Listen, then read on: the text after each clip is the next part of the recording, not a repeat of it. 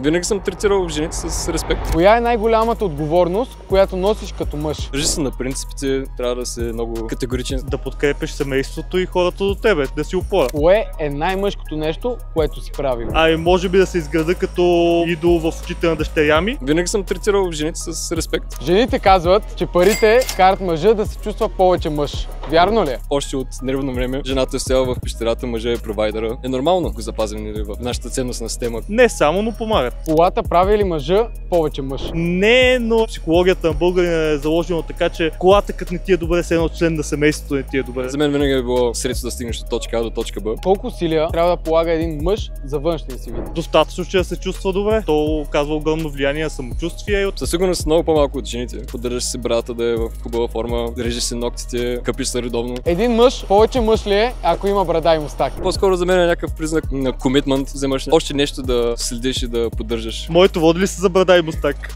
Да. Значи повече мъже, да. Имаш ли мъжка рутина сутрин? Като стана, измивам се очите, измивам се зъбите, намазвам се в брадата, с биърд ойл. Подарявам ти това олио за брада. Благодаря. От Маскулино. Каза, че ползваш, така че смятам, че е идеалното нещо за теб. Благодаря. Още ли си влезъл след това Маскулино? Хайде бе, до кога ще чакам?